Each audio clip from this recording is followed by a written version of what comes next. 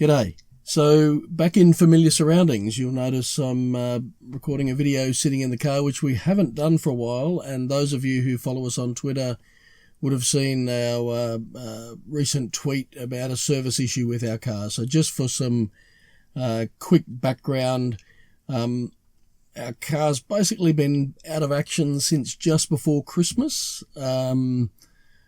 Again, for those of you who know a bit about us, will know we're a fair way away from service centres. For those of you watching for the first time now, welcome to the channel. And again, a little bit of quick background about our circumstances. We live, I think it's about 3,500 Ks, give or take, 10 or 20 Ks from both our nearest service centre and supercharger. So all of our charging is done on AC. There's, in fact, in the Northern Territory, there's no DC charging even. So all AC charging. And the issue that we had just before Christmas was with our AC charging. So that was, it was a significant issue for us. What I wanted to talk about today, though, was not actually what was going on with the car. I'm working on another video on that at the moment. It was about the Tesla's response to sort of my dealings with them and then my interactions with the service staff.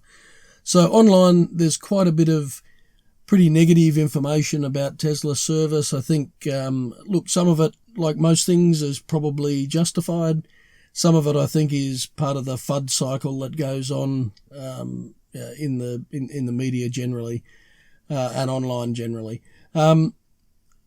Our personal experience was fantastic. So we were away just before Christmas, and I had the car on charge. And while I was away, actually, I noticed that I got a message saying charging was interrupted. So I didn't think too much of it. This time of year, in the top end, there's lots of electrical storms and, power outages and things like that. So, yeah, I didn't think much of it. When I got home, I noticed that the circuit breakers had tripped, and when I tried to reset those, I got the same, just kept tripping all the time. At that point, I thought it was perhaps a UMC issue, tried it in another place, and the same thing kept happening.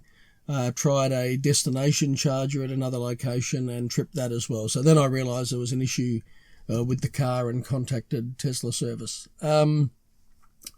Resequencing this in my mind.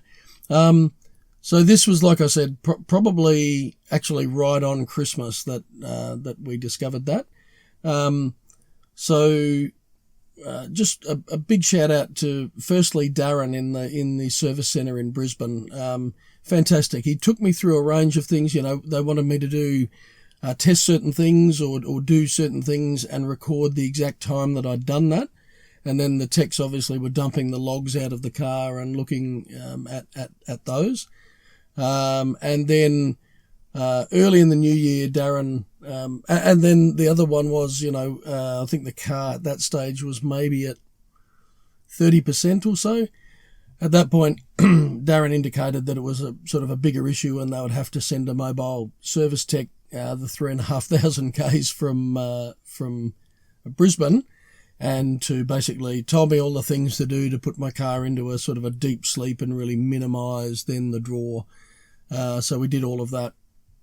And then only just, perhaps it's now a few days ago, Jacob, who's a mobile tech, I think, from the Gold Coast, that's right. He flew up, bought up, just backing a little bit, Tesla had shipped then some parts up to me, which I had at my home. And then Jacob arrived, refitted all those parts again. I'm not going to go into all of the detail of that, but suffice to say, for the purposes of this video, it didn't go as smoothly as it could have gone, and that wasn't Jacob's fault at all. There was an issue then with the part and the car accepting it and things like that. But he just kept working through it and kept a smile on his face no matter what. I was actually really impressed with both how professional and knowledgeable he was, but just his general demeanour. Conditions up here this time of year, it is really hot, and I could see he was really feeling the heat. nothing bothered him. Every time he tried something and it failed, he just said, oh, well, that's one thing that's not working. We'll keep working through it. Just had a great attitude. And like I said, really professional. Both Jacob and Darren kept me advised all the time about what was going on, what the sort of ramifications were and possibility when things weren't looking good at one stage, then, what the next course of action would be. Just can't credit them enough for how well they handled it. And you can tell that because I'm sitting in the car on the last day, I think I had a phone hook up in the morning while Jacob was still here in Darwin, worked out a couple of other things, tried them, and everything worked. So the car's all back online. I'm sitting here. We're at it's lovely to see 85% on the battery meter. We're about to do a little bit of driving around today and some videoing, and that'll be the course of another video as well.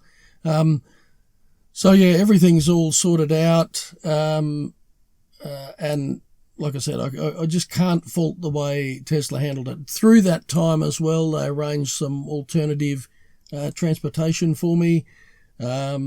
It was just end-to-end. As much as we never like anything to go wrong with our vehicles, it doesn't matter whether that's an ICE car or an electric car. When it did, the way they handled it was superb. So like I mentioned at the start of the video, I tweeted out to both Elon Musk and to Tesla just what a great job the Tesla service guys out of Brisbane had done. And I hope... don't take this, don't know if either of Darren or Jacob watch these. Don't take this the wrong way. Hope to not have to see you again soon. But, thanks very much for everything. It was really fantastic. And again, my personal experience with Tesla service has been fantastic. And they were again this time. I think they went above and beyond, really, considering how remote I am and how... if I can't charge, basically I'm out of action, and they understood the ramifications of that and were straight onto it and did everything they could to, A, get me mobile, and B, sort the problem out. So big thumbs up from my point of view from the Tesla service stuff. And like I said, I'm going to make another video, working on one at the moment actually, about more of the technical information about what the issue was during the... the fix process, what some of the things that were coming up, what was happening and how that was rectified. Again, that's quite interesting if you're into more of the technical stuff about the car. But like I said, this video was just about the service side of things. Okay, look, I think that's probably it for today. If you subscribe to our channel already, thank you very much. If you don't, think about clicking on the bell below and, subscribing and the bell to know when we upload new videos. We hope to be posting certainly every week or hopefully twice a week during 2020. We're going to sort of up our schedule a bit, and we've got a few things in the pipeline already, including finishing off the circumnavigation videos for those of you following that series. Apologies for the delay. I know I've been a bit tardy, but we are onto it. We're trying to get a few sequenced up so that we can then post them every single week, rather than sort of being a bit piecemeal like it has been when we've got the time.